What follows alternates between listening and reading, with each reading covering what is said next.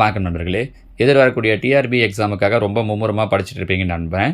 ஏற்கனவே நம்ம 6th standard first டேர்மில் வரக்கூடிய வடிவியல் டாப்பிக்கை ஒரு வீடியோவாக போட்டிருந்தோம். அந்த ஆங்கிள்ஸ் வச்சு லைன்ஸ் இதெல்லாம் எப்படி கொஸ்டின்ஸ் கேட்பாங்கன்ட்டு.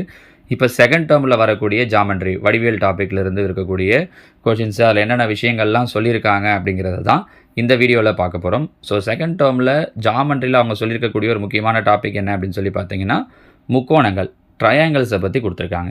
முதல்ல ட்ரையாங்கிள்னால் என்ன அப்படிங்கிற டெஃபினேஷனை கொடுத்துருக்காங்க. 3 நேர்கோடுகளால் அமைந்த ஒரு மூடிய உருவமே முக்கோணமாகும். தெரியும்னு நினைக்கிறேன். இதுதான் பார்த்தீங்க அப்படின்னா ஒரு முக்கோணம். முக்கோணம் எப்படி வேணாலும் இருக்கலாம், ஆனால் 3 பக்கங்கள் இருக்கணும். முக்கியமான கண்டிஷன் என்ன அப்படின்னா மூடிய உருவமாக இருக்கணும். ஏன்னா 3 பக்கம் இருந்துச்சு அப்படின்னாலே அதை நம்ம முக்கோணம்னு சொல்லுவோம். இப்போ 1 2 3 இது 3 பக்கம் இருக்குது. இதை முக்கோணம்னு சொல்லலாமா அப்படின்னா சொல்ல முடியாது. பாருங்கள், 3 பக்கம் இருக்கணும். அது என்னவாக இருக்கணும்னா மூடிய உருவமாக இருக்கணும். ஏன்னா டெஃபினேஷன் கொடுக்கும்போது அந்த ஒரு வார்த்தையை விட்டுட்டாங்கன்னா தப்பு பாருங்கள். அதனால் அந்த ஒரு வார்த்தையை அவ்வளோ அடிக்கோடிட்டு சொல்கிறது. சரிங்களா? ஸோ அதே மாதிரி தான் அவங்க கீழே என்ன பண்ணியிருக்காங்கன்னா எதெல்லாம் முக்கோணம், எதெல்லாம் முக்கோணம் இல்லை அப்படின்னு வகைப்படுத்த சொல்கிறாங்க. எது மூடி, இப்போ பாருங்கள், இது 3 பக்கம் இருக்குது ஆனால் மூடிய வடிவமாக இல்லை. இது 3 பக்கம் இருக்குது, மூடிய வடிவமாக இல்லை. இதுவும் 3 பக்கம் இருக்குது ஆனால் இது முக்கோணம் இல்லை. ஏன்? 3 நேர்கோடுகளால் அமைந்தன்னு கொடுத்தாங்க. இங்கே நேர்கோடு இல்லை பாருங்கள், வளைகோடு இருக்குது. அப்போ இதுவும் முக்கோணம் இல்லை. இதில் பார்த்தீங்கன்னா 4 பக்கங்கள் இருக்குது, முக்கோணம் இல்லை. ஸோ இந்த மாதிரி சின்ன பசங்களுக்குள்ளதுக்காக கொடுத்துருக்காங்க. இருந்தால் நம்ம தெரிஞ்சு வச்சுக்கிறது பெட்ரு. ஏன்னா இதை மாதிரி ஏதாவது கொடுத்துட்டு அந்த மூடிய வடிவமா இல்லையான்னு கண்டிப்பாக இந்த மாதிரி கொடுத்தாங்கன்னா நீங்கள் இதை முக்கோணம் தான் சூஸ் பண்ணுறதுக்கு நிறைய வாய்ப்பு இருக்குது பாருங்கள். அது இது கூட பார்த்தோன்னே டக்குன்னு முக்கோணம் மாதிரி தெரிஞ்சிடும். ஆமாம் முக்கோணம் தானேன்னு சூஸ் பண்ணிவிடுவோம். நம்ம 4 படத்தை கொடுத்துட்டு எது முக்கோணம்னு கேட்குறாங்க அப்படின்னா அதனால் கொஞ்சம் கவனமாக பண்ணணும். மூடிய வடிவமாக இருக்கணும், நேர்கோடாக இருக்கணும். சரிங்களா? அடுத்தது முக்கோணம் பார்த்தீங்கன்னா ஒரு அடிப்படை கூறுகள் சில தான் சொல்லியிருக்காங்க பாருங்கள். இதில் இந்த முனைகள் அதை பற்றியெல்லாம் சொல்லியிருப்பாங்க. இதில் ஏபிசி அப்படிங்கிற ஒரு முக்கோணத்தை எடுத்துக்கிறாங்க. இந்த முக்கோணத்தை எழுதும்போது எப்படியெல்லாம் எழுதலாம் அப்படின்னா முக்கோணம் ஏபிசின்னு எழுதலாம். ஏபிசி இப்படி எழுதலாம், பிசிஏ இப்படியும் எழுதலாம், சிஏபி இந்த மாதிரியும் எழுதலாம். சரிங்களா? ஸோ எழுதும்போது எப்படி வேணாலும் எழுதலாம். விஷயம் என்ன அப்படின்னா பொதுவாக ஆன்டி கிளாக் வைஸ் டைரெக்ஷனில் எழுதுவாங்க. எப்படி எழுதுவாங்க? Anticlockwise. இங்கே பார்த்தீங்கன்னா தெரியும். இந்த முக்கோணத்தை அவங்க எப்படி எழுதலாம்னு சொல்லும்போது இதில் அவங்க ஏசிபின்னு சொல்லலை பாருங்கள். இதில் கவனித்து பாருங்களேன். அவங்க என்னென்னு எழுதலாம்னு சொல்லியிருக்காங்கன்னா ஏபிசின்னு தான் எழுதலாம்னு சொல்லியிருக்காங்க. எந்த இடத்துலையும் ஏசிபின்னு எழுதலாம்னு சொல்லலை பாருங்கள். ஏன்னா பொதுவாக எழுதும்போது ஆன்டி கிளாக் வைஸ் டைரெக்ஷனில் தான் அந்த பேர் வைப்பாங்க. இங்கே அதை பற்றி அவங்க சொல்லலை. இருந்தாலும் நீங்கள் தெரிஞ்சு வச்சுக்கோங்க. ஓகேங்களா? அடுத்ததாக இதில் இந்த ஏபி, பிசி, சிஏ இது 3 கோடு துண்டு சேர்ந்து தான் அந்த முக்கோணத்தை உருவாக்குது இல்லையா? இது 3த்தையும் பக்கங்கள் அப்படின்னு சொல்லுவோம். இந்த angle A, angle B, angle C இது 3த்தையும் கோணங்கள்னு சொல்லுவோம். சிங்கிள் லெட்டராகவும் சொல்லலாம், 3 லெட்டராகவும் எப்படி சொல்லலாம் அப்படிங்கிறத நம்ம போன வீடியோவில் சொல்லியிருக்கோம். அங்கே கோணங்களை பற்றி இன்ட்ரடியூஸ் பண்ணும்போது அங்கே சொல்லியிருக்கோம். ஸோ இதை கோணங்கள்னு சொல்லலாம். இந்த 2 பக்கங்கள் வெட்டிக்குது பார்த்தீங்களா? இப்போ ஏபி, இந்த பிசி இது 2 வெட்டிக்கக்கூடிய இந்த இடத்த என்னன்னு சொல்லுவோம் அப்படின்னா முனை, வெர்டெக்ஸ்ன்னு சொல்லுவோம். மொத்தம் 3 முனை இருக்கும். சரிங்களா? அப்போ சொல்லியிருக்காங்க பாருங்கள். ஏபிசி ஆகிய 3 முனைகள் ஆகும். அப்போது ஒரு முக்கோணங்கிறதுல 3 பக்கங்கள், 3 கோணங்கள், 3 முனைகள் இருக்கும். டெட்டு டிஆர்பிலாம் பொறுத்த வரைக்கும் இதையே கொஸ்டினாக கேட்பாங்க. போன முறை அடுத்தடுத்த கோணங்களை வச்சு இந்த மாதிரி கேட்டிருந்தாங்க. சரிங்களா? ஸோ 3 பக்கங்கள், 3 கோணங்கள், 3 முனைகள் இருக்கக்கூடியது தான் நம்ம என்னென்னு சொல்லுவோம் அப்படின்னா முக்கோணம் அப்படின்னு சொல்லுவோம். இங்கே ஒரு சிந்திக்க அப்படின்னு சொல்லிட்டு ஒரு கொஸ்டின் கொடுத்துருக்காங்க பாருங்கள். ஒரே நேர்கோட்டில் அமைந்த 3 புள்ளிகளை கொண்டு ஒரு முக்கோணம் வரையலாமா? ஸ்ட்ரெயிட்டாக ஒரு 3 புள்ளிகள் கொடுத்துட்டாங்க. இதை வச்சு முக்கோணம் வரைய முடியுமானா கண்டிப்பாக முடியாது. ஒரே நேர்கோட்டில் அமைந்த 3 புள்ளிகளை வைத்து முக்கோணம் வரைய இயலாது. ஏன்னா இதை வரைஞ்சிங்கன்னா உங்களுக்கு என்ன தான் கிடைக்குன்னா ஒரு நேர்கோடு தான் கிடைக்கும். குறைஞ்சபட்சம் ஒரு புள்ளியாவது அந்த நேர்கோட்டில் இல்லாமல் தனிச்சு இருக்கணும். இப்படி இருந்தால் தான் முக்கோணம் வரையும். 2 புள்ளி ஒரு நேர்கோட்டில் இருக்கலாம், ஒன்று தனியாக இருக்கணும். அப்படி இருந்துச்சுன்னா தான் ஒரு முக்கோண நூலில் வரைய முடியும். சரிங்களா? அடுத்தது முக்கோணத்துடைய வகைகளும் பண்புகளும் கொடுத்துருக்காங்க பாருங்கள். முக்கோணத்தோட 3 கோணங்களும் வேறு வேறாக இருந்துச்சுன்னா அதோட 3 பக்கங்களும் வேறு வேறாக தான் இருக்கும். இதை கோணங்களை வச்சு ஒரு கொஸ்டின் கேட்டிருந்தாங்க டெட்டில் போன முறை. 2 கோணங்கள் இணையாக இருக்குது, சமமாக இருக்குது அப்படின்னா எத்தனை பக்கங்கள் சமமாக இருக்கும், இல்லை அது என்ன முக்கோணம் அப்படிங்கிற மாதிரி கேட்டிருந்தாங்க. சரிங்களா? 3 கோணமும் வேறு வேறவாக இருந்துச்சுன்னா 3 பக்கங்களும் வேறு வேறவாக இருக்கும். இதோ கேட்டிருக்காங்க பாருங்கள். 2 கோணங்கள் சமமாக இருந்தால் 2 பக்கங்கள் சமமாக இருக்கும். 3 கோணமும் சமமாக இருந்தால் 3 பக்கமும் சமமாக இருக்கும். இப்படி 3 பக்கமும் சமமாக இருக்குன்னும் போது மட்டும் அந்த 3 கோணமும் என்னவாக இருக்கும்னா 60 டிகிரியாக இருக்கும். ஒரு முக்கோணத்தோட 3 கோணங்களுடைய கூடுதல் 180 டிகிரி. இது ரொம்ப ரொம்ப முக்கியமாக இதை யூஸ் பண்ணி நிறைய கொஷின்ஸ் கேட்குறாங்க. ஒரு முக்கோணத்தின் 3 கோணங்களின் கூடுதல் 180 டிகிரி. சரிங்களா? அடுத்ததாக பக்கங்களுடைய அடிப்படையில் முக்கோணத்தை 3 வகையாக பிரிக்கலாம். ஒன்று அசமபக்க முக்கோணம், அதாவது 3 பக்கமும் வேறு வேறவாக இருந்துச்சுன்னா. இரு சமபக்க முக்கோணம் 2 பக்கம் சம அளவுடையதாக இருந்துச்சுன்னா 3 பக்கம் வேறு வேறு இருந்தால் அசமபக்க முக்கோணம் ஸ்கேலன் ட்ரையாங்கிள்னு சொல்லுவாங்க. 2 பக்கம் ஒன்றா இருந்தால் இரு சமபக்க முக்கோணம் ஐசோசஸ் ட்ரையாங்கிள்னு சொல்லுவாங்க. 3 பக்கமும் ஈக்குவலாக இருந்ததுன்னா சமபக்க முக்கோணம் ஈக்குவல் ட்ரையாங்கிள் அப்படின்னு சொல்லுவாங்க. சரிங்களா? இங்கே சில உதாரணங்கள் அவங்க கொடுத்துருக்காங்க. இதெல்லாம் என்ன முக்கோணம் அப்படிங்கிறதுக்கு நீங்கள் வேணால் ட்ரை பண்ணி பாருங்கள். 6, 7, 8 3ம் வேறு வேறு அளவாக இருக்கிறதால அசமபக்க முக்கோணம். 5, 5, 5 3 சமமாக இருக்கிறதால இது சமபக்க முக்கோணம். 2.2, 2.5, 3.2 3ம் வேறு வேறு, அப்போ அசமபக்க முக்கோணம். 7, 7, 10 என்ன வரும்? வெரி குட், இரு சமபக்க முக்கோணம். 5வது கேள்வி சொல்லுங்கள் பார்க்கலாம். குட், சமபக்க முக்கோணம். 6வது வெரி குட், இரு சமபக்க முக்கோணம். சரிங்களா? ஸோ இதை தெரிஞ்சு அவங்க இது மாதிரியும் கொஷின் கேட்குறாங்க. சரிங்களா? இப்போ அடுத்தது ஏற்கனவே சொன்னது பக்கங்களை வச்சு. இப்போ பார்த்தீங்கன்னா கோணங்களின் அடிப்படையில் முக்கோணத்தை 3 வகையாக பிரிக்கிறாங்க. ஒன்று குறுங்கோண முக்கோணம். 3 கோணமே குறுங்கோணமாக இருந்துச்சுன்னா, குறுங்கோணம்னா என்னங்கிறத போன வீடியோவில் சொல்லியிருக்கோம், 0 to 90க்குள்ளே. அதே மாதிரி ஏதேனும் ஒரு கோணம் விரிகோணம் செங்கோணமாக இருந்துச்சு, அதாவது 90 டிகிரி இருந்துச்சுன்னா அது செங்கோண முக்கோணம். ஏதேனும் ஒரு கோணம் விரிகோணமாக, அதாவது 90 to 180க்குள்ளே இருந்துச்சுன்னா அது விரிகோண முக்கோணம். நல்லா தெரிஞ்சுக்கோங்க, குறுங்கோண முக்கோணத்தில் 3மே குறுங்கோணமாக இருக்கும். செங்கோண முக்கோணத்தில் 3 செங்கோணமெல்லாம் இருக்காது. 3 செங்கோணமாக வச்சுலாம் நம்ம எங்கே படம் வரைகிறது, முக்கோணம் வரைகிறது? சரியா?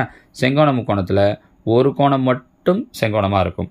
விரிகோண முக்கோணத்துலையும் அப்படி தான், ஒரு கோணம் மட்டும் விரிகோணமாக இருக்கும். சரிங்களா? ஞாபகம் வச்சுக்கோங்க. அடுத்ததாக இவற்றை முயல்களில் பாருங்கள். இதுலேயும் அதே மாதிரி தான், அங்கே பக்கங்களை கொடுத்த மாதிரி இங்கே கோணங்களை கொடுத்துருக்காங்க. 3ம் 60, 60, 60, அப்போ குறுங்கோண முக்கோணம். 50, 40, 90 1 செங்கோணம் வந்துடுச்சு, அப்போனா இது செங்கோண முக்கோணம். 60, 30, 90 1 90 வந்துடுச்சு செங்கோணம். நீங்கள் இது 2 குறுங்கோணமாக இருக்கேன்னு குறுங்கோணம்னு பார்த்துக்கூடாது. விரிகோணமும் செங்கோணமும் அதில் இல்லையான்னு பார்த்துட்டு தான் குறுங்கோண முக்கோணமாக இல்லையான்றதை சொல்லணும். அப்போ இதுக்கு சொல்லுங்கள் பார்க்கலாம். 95 வந்துடுச்சு. ஸோ இது என்ன முக்கோணமாக இருக்கும்? வெரி குட், விரிகோண முக்கோணம். 110, அப்போ இது என்ன முக்கோணமாக இருக்கும்? விரிகோண முக்கோணம். 150 விரிகோண முக்கோணம். நீங்கள் என்ன இந்த 3 ஆங்கிளையும் கூட்டி பார்த்தீங்கன்னா தெரியும், எல்லாமே என்ன தான் வரும் அப்படின்னா 180 டிகிரி தான் வரும். ஏன்னா முக்கோணத்தோட 3 கோணங்களை கூட்டினோன்னா 180 டிகிரி. சரிங்களா? ஸோ சும்மா நீங்கள் வேணால் ஆட் பண்ணி பாருங்கள் அதை. அடுத்தது உங்களுக்கு தெரியுமான்னு ஒன்று கொடுத்துருக்காங்க பாருங்கள். ஒரு முக்கோணத்தின் 3 கோணங்களும் குறுங்கோணங்களாக இருக்கலாம், ஆனால் ஒன்றுக்கு மேற்பட்ட கோணங்கள் செங்கோணங்களாகவோ விரிகோணங்களாகவோ இருக்காது. இப்போ நம்ம சொன்னது தான் பாருங்களேன், 3மே குறுங்கோணமாக இருக்க முடியும், ஆனால் ஒன்றுக்கு மேற்பட்ட 2 கோணமோ 3 கோணமோ செங்கோணமாகவோ விரிகோணமாகவோ இருக்காது. அப்படி இருந்துச்சுன்னா அது பாருங்கள், அது ஒரு முக்கோணமே வராதுன்றது தான் அழகாக அவங்க படம் போட்டு காட்டியிருக்காங்க. சரிங்களா? அடுத்தது முக்கோண சமனின்மை பண்பு. இது ரொம்ப முக்கியமாக, இதை யூஸ் பண்ணி கொஸ்டின் கேட்குறாங்க. ஒரு முக்கோணத்தின் எவையேனும் இரு பக்க அளவுகளின் கூடுதல் 3வது பக்க அளவை விட அதிகமாக இருக்கும். ஆமாம், இதை தான் என்னன்னு சொல்கிறாங்கன்னா முக்கோண சமனின்மை பண்பு அப்படின்றாங்க. என்ன விளக்கம்னா, இப்படி ஒரு முக்கோணம் இருக்குன்னு வச்சுக்கோங்களேன், 3, 4, 5 சென்டிமீட்டர்னு அளவு எடுத்துக்கிறேன் அப்படின்னு வச்சுக்கோங்க. இதில் 2 சின்ன பக்கங்கள் எது? 3, 4. 3, 4 கூட்டிங்கன்னா 7. கண்டிப்பாக இந்த 7ங்கிறது இந்த 3வது பக்கத்தை விட பெருசாக தான் இருக்கும் அப்படிங்கிறாங்க. இதுதான் அவங்க பக்கங்களை வச்சு கொடுத்துருப்பாங்க. ஏபியும் பிசியும் ஆட் பண்ணிங்கன்னா அது ஏபியும் பிசியும் ஆட் பண்ணோன்னா அது கண்டிப்பாக சிஏ விட அதிகமாக இருக்கும். அதே மாதிரி பிசியும் சிஏவையும் ஆட் பண்ணோன்னா அது பிசியை விட அதிகமாக இருக்கும் அப்படின்னு இதுவாக கொடுத்துருப்பாங்க, உங்களுக்கு சிம்பிள்ஸ் வச்சு கொடுத்துருப்பாங்க. புரியுதா? ஸோ சமநிலை பண்புனா ஏதாவது 2 பக்கத்தை நீங்கள் எதை வேணாலும் எடுத்துக்கலாம். இங்கே இவங்க சொல்லும்போது எவையேனும்னு கொடுத்துருக்காங்க. ஜென்ரலாக நம்ம செக் பண்ணுறதுக்கு பார்க்கும்போது என்ன பண்ணுவோம் அப்படின்னா 2 சின்ன பக்கத்தை எடுத்துப்போம். 2 சின்ன பக்கத்தை எடுத்துக்கிட்டு ஆட் பண்ணி அது 3வது பக்கத்தை விட பெருசாக இருக்கான்னு பார்ப்போம். ஆனால் கண்டிஷன் என்ன, எந்த 2 பக்கத்தை எடுத்து ஆட் பண்ணிங்கனாலும் அது இன்னொரு பக்கத்தை விட பெருசாக தான் இருக்கும். சரிங்களா? அதே மாதிரி இங்கே ஒரு இது கொடுத்துருக்காங்க பாருங்கள். ஒரு முக்கோணத்தின் எவையேனும் இரு பக்கங்கள் கொடுக்கப்பட்டிருப்பின் 3வது பக்கமானது இரு பக்கங்களின் வித்தியாசம் மற்றும் கூடுதல் ஆகியவற்றின் இடையில் அமையும். இது ஒரு முக்கியமான ஸ்டேட்மெண்ட் பாருங்களேன். ஒரு முக்கோணத்தின் எவையேனும் ஏதாவது 2 பக்கத்தை கொடுத்துட்றாங்க, நமக்கு 3வது பக்கம் கேட்குறாங்க. ஒரு முறை டெட்டில் கேட்டிருக்காங்க, 2 பக்கத்தை கொடுத்துட்டு 3வது பக்கத்தை கேட்குறாங்கன்னா அந்த 2 பக்கத்தோட வித்தியாசம் மற்றும் கூடுதல் அது இடத்தையும் கண்டுபிடிச்சிங்கன்னா போதும், அதுக்கு நடுவில் தான் 3வது பக்கம் அமையும் அப்படின்னு சொல்கிறாங்க. இப்போ உதாரணத்துக்கு சொல்லணும் அப்படின்னா, ஒரு முக்கோணத்தோட 2 பக்கங்கள் அவங்க கொடுத்துட்டாங்கன்னு வச்சுக்கோங்களேன். 7 சென்டிமீட்டர் 12 சென்டிமீட்டர்னு கொடுத்துட்றாங்க. கீழே ஒரு 4 ஆப்ஷன் கொடுத்துட்டு 3வது பக்க அளவு என்ன அப்படின்னு கேட்குறாங்க அப்படின்னா, நீங்கள் இந்த 7ஐயும் 12ஐயும் கூட்டினீங்கன்னா என்ன வருது? 19. 12ல் 7 போயிடுச்சுன்னா 5. ஸோ நம்மளோட ஆன்சர் இந்த 5க்கும் 9க்கும் நடுவில் தான் இருக்கும் அப்படின்னு சொல்கிறாங்க. அந்த வித்தியாசம் மற்றும் கூடுதல் ஆகியவற்றுக்கு இடையில் அமையும், தெரிஞ்சு வச்சுக்கோங்க. சரிங்களா? அடுத்ததாக குறிப்பு பாருங்கள். 3 பக்க அளவுகளும் சமமெனில் உறுதியாக முக்கோணம் அமைக்க இயலும். அது பிரச்சனையே கிடையாது. 3 பக்கம் சமம்னா நீங்கள் 2 கூட்டி பார்த்து 3வது பக்கத்தோட பெருசாக வருதா அப்படின்னு பார்க்க வேண்டியது கிடையாது. 3 பக்கமும் சமம்னா கண்டிப்பாக நம்மளால் என்ன பண்ண முடியும் அப்படின்னா முக்கோணத்தை அமைக்க முடியும் அப்படின்னு சொல்கிறாங்க. அது என்ன முக்கோணமாக இருக்கும்? எஸ், சமபக்க முக்கோணமாக இருக்கும். சரிங்களா? இதில் பாருங்கள், ஒரு கொஸ்டின் கேட்டிருக்காங்க. 7 சென்டிமீட்டர் 10 சென்டிமீட்டர் 5 சென்டிமீட்டர் ஆகிய பக்க அளவுகளை கொண்டு ஒரு முக்கோணம் அமைக்க இயலுமா? இதுதான் நம்ம என்ன பண்ணுறதுன்னா சின்ன அளவுகள் 2 எடுத்துக்கிறது. 7 5 12, 12ங்கிறது 10 விட பெருசு தான். அப்போ கண்டிப்பாக முக்கோணம் அமைக்க இயலும். 8 3 4 சென்டிமீட்டர் பக்க அளவுகளை கொண்டு முக்கோணம் அமைக்க இயலுமா? சின்ன அளவுகள் 2 எடுத்துக்கணும். 3 4 7, 7ங்கிறது 8 விட சின்னதாக எடுத்து பாருங்கள். 2 கூட்டினா வரக்கூடிய ஆன்சர் 3வது பக்கத்தை விட பெருசாக இருக்கணும். ஆனால் இங்கே சின்னதாக இருக்குது. அப்போ இந்த இடத்துல நம்மளால் என்ன பண்ண முடியாது அப்படின்னா முக்கோணத்தை அமைக்க இயலாது. இந்த ஆப்ஷன்லாம் கீழே கொடுத்துருவாங்க. ஏபிசியில் கொடுத்துட்டு இதில் எதை வச்சு முக்கோணத்தை அமைப்பீங்கன்னு கேட்பாங்க. அப்போ இது உங்களுக்கு யூஸ் ஆகும். மொத்தமாக எடுத்து பார்க்குறத விட சின்னதாக இருக்கிற 2 அளவு எடுத்து பார்த்தீங்கன்னா உங்களுக்கு போகிறதுக்கு ஈஸியாக இருக்கும். இப்போ இங்கே பாருங்கள், இங்கே இப்படி தான் கேட்டிருக்காங்க. முக்கோணத்தை அமைக்க முடியுமான்னு கேட்குறாங்க. அப்படி முடியும்னா முக்கோணத்திட்ட வகை என்னன்னு கேட்குறாங்க. நான் பாருங்கள், 7 6 சின்ன நம்பர் 2 எடுத்துக்கோங்க. 7 6 13, 10 விட அதிகம் தான். முக்கோணம் அமைக்க முடியும். 3 வேறு வேறு அளவாக இருக்கிறதால என்னவாக இருக்கும்னா அசமபக்க முக்கோணமாக இருக்கும். 10 8 8 சின்ன நம்பர் 2, 8 8 16, 10 விட அதிகம் தான். முக்கோணம் அமைக்க இயலும். என்ன வகையாக இருக்கும்? 2 பக்கம் சமமாக இருக்கிறதால இரு சமபக்க முக்கோணமாக இருக்கும். இதில் சின்ன அளவுகள் 2 எடுத்தோம் அப்படின்னா 7.3 6.8 7 6 13, கண்டிப்பாக 8.5 விட பெருசாக தான் இருக்கும். முக்கோணம் அமைக்க முடியும். அதே நேரம் அசமபக்க முக்கோணமாக இருக்கும். நீங்கள் இந்த மாதிரி இதோ 4வது பாருங்களேன். 4 5 9, 9ங்கிறது 12 விட கம்மியாக வருது. அப்போ இது என்ன பண்ண முடியாது? முக்கோணத்தை அமைக்க முடியாது. முக்கோணத்தையும் அமைக்காதுன்னா முக்கோணத்தின் வகையும் சொல்ல முடியாது. இங்கே அசமபக்க முக்கோணம்னு சொல்கிற போகிறீங்க. முக்கோணத்தையும் அமைக்காது. அப்போ முக்கோணமே கிடையாதுன்னு போது வகையெல்லாம் சொல்ல முடியாது. மீதி இருக்கிற 2 3 கேள்விகளை நீங்கள் ட்ரை பண்ணி பாருங்கள். சரிங்களா? அடுத்ததாக கோணத்தை வச்சு கேட்டிருக்காங்க பாருங்கள். 80 டிகிரி 30 டிகிரி 40 டிகிரி ஆகிய கோண அளவுகளை கொண்டு முக்கோணம் அமைக்க இயலுமா? முக்கோணத்தோட 3 கோணங்களை கூட்டினா எத்தனை டிகிரி வரணும்? 180. 80 ஒரு 30 110, ஒரு 40 150 தான் வருது. அப்போ இதையும் என்ன பண்ண முடியாது? முக்கோணத்தை அமைக்க முடியாது. சிந்திக்க ஒரு டாபிக் கொடுத்துருக்காங்க பாருங்கள். ஒரு முக்கோணத்தின் 2 பெரிய பக்கங்களின் வித்தியாசம் 3வது பக்கத்தை விட குறைவாக இருக்குமா? ஒரு முக்கோணத்தில் 2 பெரிய பக்கத்துடைய வித்தியாசம் 3வது பக்கத்தை விட கம்மியாக இருக்குமான்னு கேட்டிருக்காங்க. ட்ரை பண்ணி பார்த்துருவோமா? இங்கே வாங்க, இங்கே இருக்கிற ஆப்ஷனே எடுத்துக்கலாமே. இது முக்கோணத்தை அமைக்கும் தான் பார்த்தோம். 7 10 6. அவங்க என்ன சொல்கிறாங்க? 2 பெரிய பக்கங்களின் வித்தியாசம். 2 பெரிய பக்கம் எது? 7 10. 10 அதோடைய வித்தியாசம்னா மைனஸ் பண்ணணும். 10ல் 7 போயிடுச்சுன்னா 3. இது 3வது பக்கத்தை விட குறைவாக இருக்குமா? ஆமாம். 2 பெரிய பக்கத்துடைய வித்தியாசம் 3வது பக்கத்தோட எப்படி இருக்குது அப்படின்னா கம்மியாக தான் இருக்குது. நீங்கள் தேவைன்னா இன்னும் வேறு ஏதாவது 2 3 இதுக்கு கூட இதை செக் பண்ணி பார்க்கலாம். இங்கே கூட பார்க்கலாம் பாருங்கள். 10ல் 8 போயிடுச்சுன்னா 2, 2ன்றது கண்டிப்பாக 8 விட கம்மியாக தான் இருக்குது. அப்போ கரெக்டு தான். இதையே ஒரு ஸ்டேட்மெண்ட்டாக கேட்பாங்க. சார் ஏன் எக்ஸாம்பிள் சொல்லிட்டு இருக்கேன் அப்படின்னா இது நமக்கு தனியாக ஒரு ஸ்டேட்மெண்ட்டாக கேட்பாங்க. ஒரு முக்கோணத்தின் 2 பெரிய பக்கங்கள் வித்தியாசம் 3வது பக்கத்தை விட குறைவு அப்படின்னு கொடுத்துட்டு கீழே ட்ரூ ஆர் ஃபால்ஸ் மாதிரி கேட்பாங்க 4 ஆப்ஷனை கொடுக்கும்போது. சரியா? அடுத்தது இன்னொரு சிந்திக்க கொடுத்துருக்காங்க பாருங்கள். ஒரு செங்கோண முக்கோணத்தில் மற்ற 2 கோணங்கள் எந்தெந்த அளவுகளை பெற்றிருக்கலாம்? மற்ற 2 கோணமும் கண்டிப்பாக என்ன அளவை தான் பெற்றிருக்கோம் அப்படின்னா குறுங்கோண அளவை தான் பெற்றிருக்கும். ஏன்னா அது செங்கோண முக்கோணம். 1 90 டிகிரி ஆகிடுது. 3 கோணத்தை கூட்டினா 180 டிகிரி வரணும். அப்போ மீதி 2த்தை கூட்டினாலே எனக்கு என்ன தான் வரணும்னா 90 தான் வரணும் போது கண்டிப்பாக அது 2 என்னவாக தான் இருக்கும் அப்படின்னா குறுங்கோணமாக தான் இருக்கும். சரிங்களா? ஸோ குறுங்கோணம்ன்றது ஆன்சர். அடுத்து பாருங்கள், இதில் பயிற்சியில் ஒரு சில கேள்விகள் கொடுத்துருக்காங்க. அதில் நமக்கு டாபிக் வைஸ் என்னென்ன தேவையோ நான் அதை மட்டும் எடுத்திருக்கேன். ஒவ்வொரு முக்கோணத்திலும் குறைந்தபட்சம் டேஷ் குறுங்கோணங்கள் இருக்கும். எந்த முக்கோணத்தை எடுத்தாலும் குறைஞ்சபட்சம் அதில் எத்தனை குறுங்கோணமாவது இருக்கும்னா 2 குறுங்கோணமாவது இருக்கும். செங்கோண முக்கோணத்தில் 2 குறுங்கோணம் இருக்கும். விரிகோண முக்கோணத்தில் 2 குறுங்கோணம் இருக்கும். குறுங்கோண முக்கோணத்தில் மட்டும்தான் 3 குறுங்கோணம் இருக்கும். அவங்களால தான் குறைந்தபட்சம்னு கேட்டிருக்காங்க. சரியா? அடுத்தது, ஒரு முக்கோணத்தின் 3 பக்கங்களும் வெவ்வேறானவை எனில் அது அசமபக்க முக்கோணம். முடிஞ்சிச்சு. இப்போ தான் பார்த்தோம் இல்லையா? 3 பக்கம் வேறு வேறு இருந்துச்சுன்னா அதை அசமபக்க முக்கோணம், ஸ்கேலன் ட்ரையாங்கிள் அப்படின்னு சொல்லுவோம். அடுத்தது, இரு சமபக்க முக்கோணத்தில் 2 கோணங்கள் சமம். ஒரு முக்கோணத்தின் 3 கோணங்களின் கூடுதல் இப்போ தான் பார்த்தோம் 180 டிகிரி.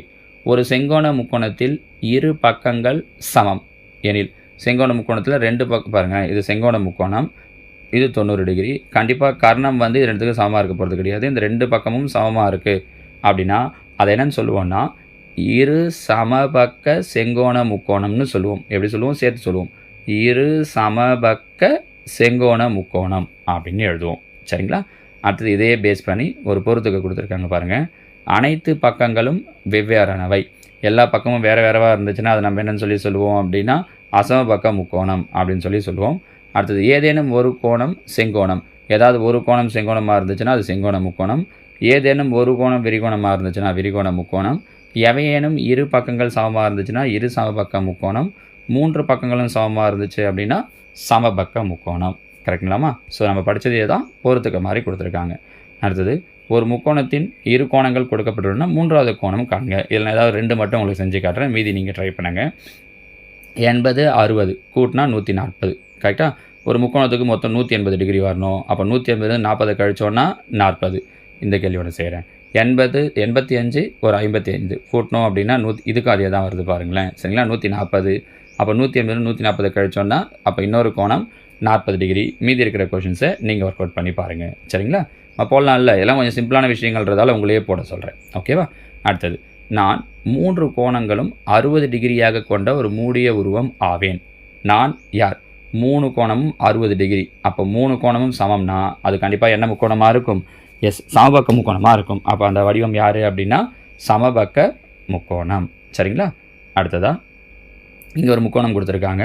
கொடுக்கப்பட்ட முக்கோணம் ஒரு பாருங்கள், இந்த கோடுக்கு என்ன அர்த்தம் அப்படின்னா 3மே சம அளவுன்றது அர்த்தம். அப்போ 3 பக்கமும் சமமாக இருக்கிறதால இது ஒரு சமபக்க முக்கோணம்.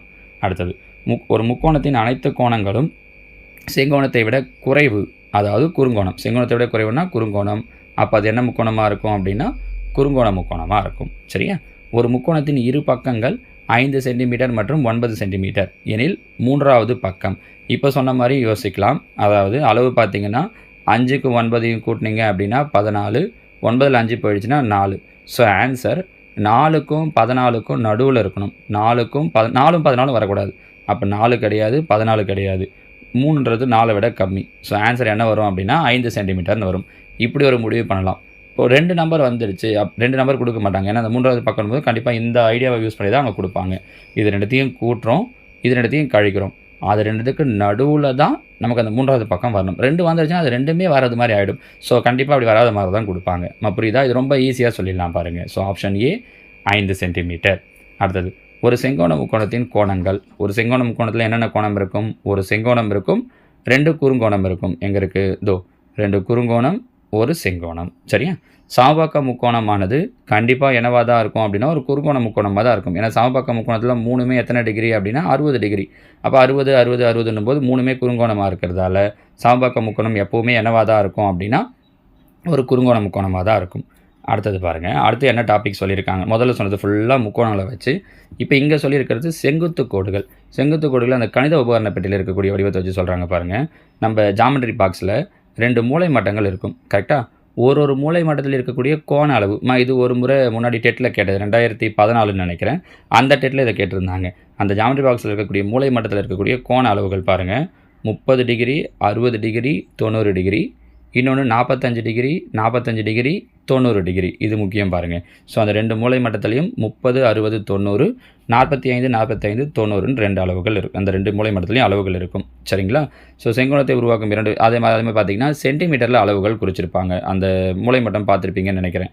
அதில் அளவுகள் பார்த்தீங்கன்னா சென்டிமீட்டரில் குறிச்சிருப்பாங்க. இதை கவனித்து வச்சுக்கோங்கம்மா, இம்பார்ட்டண்ட்டானது இது. சரியா? அடுத்தது, மூலை மட்டத்துடைய பயன்கள் கொடுத்துருக்காங்க பாருங்கள். 30 டிகிரி, 40 டிகிரி, 60 90 ஆகிய கோணங்களை அமைக்கிறதுக்கும் இணை கோடுகள் மற்றும் செங்குத்து கோடுகள். இணை கோடுகள் ஏற்கனவே சொல்லியிருக்கோம், இப்படி இணையாக போகும்.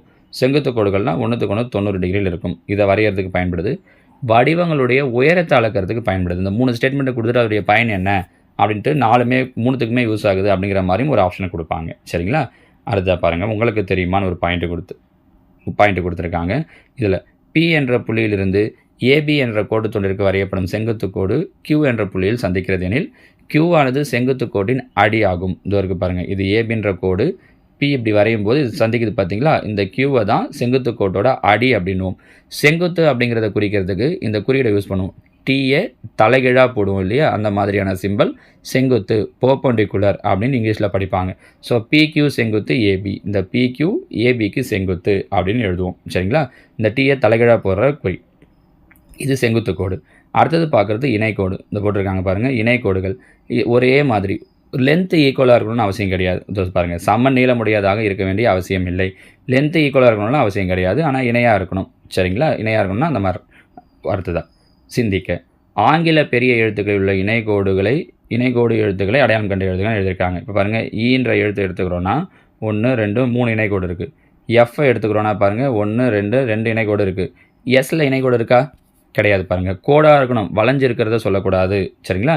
அந்த மாதிரி இருக்கிற எழுத்துக்களை நீங்கள் வேணால் சும்மா எழுதி பாருங்கள், என்னென்ன எழுத்து வருது. ஏ வருமா, பி ஏ வருமா இணைகோடுகளில்? இப்படி போகிறோன்னு வச்சுக்கோங்க. ஏவில் இருக்கிறது இணைகோடா? சார் இது இணைகோடு கிடையாது. இது இந்த பக்கம் போகுது, இது இந்த பக்கம் போகுது. பாருங்கள், இது இப்படி போச்சுன்னா இதுவும் இப்படி போகணும். ஹெச் எழுதுனீங்கன்னா ஹெச் இணைகோடு. சரிங்களா? ஏ இணைகோடு கிடையாது. ஹெச் கூட பாருங்கள், இது ரெண்டும் இணைகோடு. இது ரெண்டுத்துக்கும் இந்த நடுவில் போடுற கோடு செங்குத்து கோடு கரெக்டாக 90 டிகிரி இருக்கும். சரிங்களா? இந்த மாதிரி நீங்கள் இங்கிலீஷ் லெட்டர்ஸை வச்சு கூட சும்மா இதை செஞ்சு பார்க்கலாம். அடுத்தது, ஒரு இரு சமபக்க செங்கோண முக்கோணத்தின் கோணங்கள் யாவை? இரு சமபக்க செங்கோண முக்கோணம். செங்கோண முக்கோணம்னா 90 டிகிரி. இரு சமபக்கம்னா 2 பக்கம் சமமாக இருக்கணும். அப்போ மீதி இருக்கிற 2 பக்கம் என்னவாக இருக்கும்? 45 டிகிரி 45 டிகிரியாக இருக்கும். ஸோ இதையும் தனியாகவே ஒரு கொஷினாக கேட்பாங்க. 90 45 45. சரியா? கொடுக்கப்பட்ட முக்கோணம் எவ்வகையை சார்ந்தது? பாருங்கள், 2 பக்கம் சமமாக இருக்குது. அப்போ இரு சமபக்க முக்கோணம். இந்த ஆங்கிள் பார்க்கும்போதே தெரிஞ்சு பாருங்கள், விரிகோணமாக இருக்குது. அப்போ இரு சமபக்க விரிகோண முக்கோணம் இது இருக்குது. பாருங்கள், இரு சமபக்க விரிகோண முக்கோணம். அடுத்தது 3வது, பின்வருவனவற்றுள் பொருத்தம் இல்லாதது எது? இரு சமபக்க விரிகோண முக்கோணம், இரு சமபக்க குறுங்கோண முக்கோணம், சமபக்க விரிகோண முக்கோணம், சமபக்க குறுங்கோண முக்கோணம். நல்லா பாருங்கள், இப்போ தான் கொஞ்சம் முன்னாடி சொன்னோம், 3 பக்கமும் சமமாக இருக்குனாலே அது கட்டாயம் என்னவாக தான் இருக்கும் அப்படின்னா குறுங்கோண முக்கோணமாக தான் இருக்கும். அப்போ சமபக்க விரிகோண முக்கோணன்றது தப்பு. மீதி எல்லாத்தையும் வரையலாம். சமபக்க முக்கோணத்தில் விரிகோண முக்கோணம் வரைய முடியாது. ஸோ இதுதான் சரியா? அடுத்ததான், ஒரு இரு சமபக்க முக்கோணத்தின் ஒரு கோணம் 124 டிகிரி எனில் மற்ற இரு கோணங்களை கண்டுபிடி. ஒரு கோணம் 124, மொத்தம் 180. அதில் இப்போ நம்ம 124 போயிடுது. அப்போ 124 போயிடுச்சு அப்படின்னா மீதி 56 டிகிரி வருது. கரெக்டாக? அது இரு சமபக்க முக்கோணம்னு சொல்லிட்டாங்க. அப்போ இந்த 56 2ஆக பிரிக்கிறோம், 2 சமமாக பிரிக்கிறோம். அப்போ மீதி இருக்கிற 2 கோணம் என்னவாக இருக்கும் அப்படின்னா 28 டிகிரி 28 டிகிரியாக இருக்கும். முடிஞ்சிச்சு. சரிங்களா? அதுதான் அவங்க கேட்டிருக்கிறது. அடுத்தது 7வது பாருங்கள், 90 டிகிரி 90 டிகிரி 0 டிகிரி ஆகிய கோணங்களை கொண்டு ஒரு முக்கோணம் அமைக்க இயலுமா? முடியாது. ஏன்? ஒரு முக்கோணத்தில் 2 செங்கோணங்கள் இருக்காது. கூட்டினா 180 வருதே சார், முக்கோணம் போட முடியும்னு சொல்லக்கூடாது. 2 செங்கோணம் இருக்காது. 0 டிகிரின்றது அப்படியே நேர்கோடு ஆகிடும். நம்ம அதை எப்படி முக்கோணமாக அமைக்க முடியும்? சரிங்களா? ஸோ இந்த அளவு வச்சு 90 90 0ங்கிறத வச்சு ஒரு முக்கோணம் அமைக்க இயலாது. ஓகேங்களா? அடுத்ததாக 8வது பாருங்கள், பின்வருவனவற்றுள் எது சரியான கூற்று? ஏன்? ஒவ்வொரு சமபக்க முக்கோணமும் ஒரு இரு சமபக்க முக்கோணம் ஆகும். ஒவ்வொரு இரு சமபக்க முக்கோணமும் ஒரு சமபக்க முக்கோணம் ஆகும். ஒவ்வொரு சமபக்க முக்கோணத்துலையும் 2 பக்கம் சமமாக இருக்கும் அப்படிங்கிறதால அது வேணால் நம்ம இரு சமபக்க முக்கோணம்னு சொல்லலாமா இருக்கும். ஆனால் இரு சமபக்க முக்கோணத்தில் 3 பக்கமும் சமமாக இருக்காது, 2 பக்கம் தான் சமமாக இருக்குன்றதால இது சமபக்க முக்கோணம் நம்ம சொல்ல முடியாது. சரிங்களா? 9, ஒரு இரு சமபக்க முக்கோணத்தின் ஒரு கோணம் 70 டிகிரி எனில் மற்ற இரு கோண அளவுகள் என்னென்னவாக இருக்கலாம்? இந்த கேள்விக்கு இந்த கேள்விக்கு வித்தியாசம் இருக்குது பாருங்கள். இங்கே ஒரு இரு சமபக்க முக்கோணத்துடைய கோணம் 124ன்னு சொல்லிட்டாங்க. மீதி 2 கோணம் எழுதும்போது ஒரே ஒரு சான்ஸ் தான் இருக்குது. ஏன்னா ஒன்று 24னா இன்னொன்று 124 வராது. ஆனால் இங்கே ஒரு 70னா இன்னொன்றும் 70 வர்றதுக்கு வாய்ப்பு இருக்குது. கரெக்டாக இரு சமபக்க முக்கோணத்தில். அப்போ 70 140 போயிடுச்சு. மீதி இன்னொன்று என்னவாக இருக்குது? 40 டிகிரியாக வரலாம். ஒன்று. இன்னொன்று 70 டிகிரி 180ல் 70 போயிடுச்சு அப்படின்னா மீதி 110. மீதி 2 என்னவாக இருக்கலாம் அப்படின்னா 55 இருக்கலாம். பாருங்கள், இப்படி 2 சான்ஸ் இருக்குது இந்த இடத்துல. கரெக்டுங்களா? ஏன்னா இது குறுங்கோணமாக கொடுத்துருக்கிறதால இன்னொரு குறுங்கோணமாக அதுவாகவே இருக்கலாம். இல்லை அது போக மீதி இருக்கிற 2 பாதியாக பிரியலாம் இரு சமபக்கன்றதால. ஸோ 2 சான்ஸ் இருக்குது. 70 40, இன்னொன்று 70 55 55ன்னு 2 சான்ஸ் இருக்குது. அதனால தான் அவங்க என்ன கேட்டிருக்காங்கன்னா என்னென்னவாக இருக்கலாம்னு கேட்டிருக்காங்க. அடுத்த பாருங்கள், அட்டவணையை நிறைவு செய்க. முக்கோணத்தின் வகைகள். இதில் ஒரு சில காலம் மட்டும் கேப் விட்டுருக்காங்க. எவையேனும் இரு கோணங்கள் 3வது கோணம். இதில் எவையேனும் இரு கோணங்கள் எப்போவுமே குறுங்கோணமாக இருக்குது அப்படின்னு 2 கோணங்கள் எப்போவுமே குறுங்கோணம் தான் அப்படின்னா 3வது கோணம் என்னவாக இருக்கலாம்? நமக்கு குறுங்கோண முக்கோணத்தில் கேட்டிருக்காங்க. 3வது கோணம் கண்டிப்பாக என்னவாக இருக்கும்? குறுங்கோணமாக தான் இருக்கும். செங்கோண முக்கோணத்தில் 3வது கோணம் செங்கோணம்னா மற்ற 2 கோணங்கள் கண்டிப்பாக அது 2 என்னவாக இருக்கும்? குறுங்கோணமாக தான் இருக்கும். விரிகோண முக்கோணத்தில் எவையான 2 கோணங்கள் குறுங்கோணங்கள்னால் 3வது கோணம் கண்டிப்பாக என்னவாக இருக்கும் அப்படின்னா விரிகோணமாக இருக்கும். சரிங்களா? அடுத்ததாக இந்த எல்லா டாபிக் இப்போ நம்ம இது வரைக்கும் பார்த்தது எல்லாத்தையும் பேஸ் பண்ணி கடைசியாக நினைவில் கொள்கன்னு ஒரு பாக்ஸ் கொடுத்துருக்காங்க. அதை பார்த்துட்டோன்னா அதோட இந்த 6th செகண்ட் டேர்மில் கொடுத்த ஜாமெட்ரி டாபிக் முடியுது. இதே மாதிரி நான் உங்களுக்கு அடுத்தடுத்த வகுப்புதும் சொல்கிறேன். சரிங்களா? இதில் பாருங்கள், 3 கோட்டுத் துண்டுகள் அமைந்த ஒரு மூடிய உருவம் முக்கோணம் ஆகும்.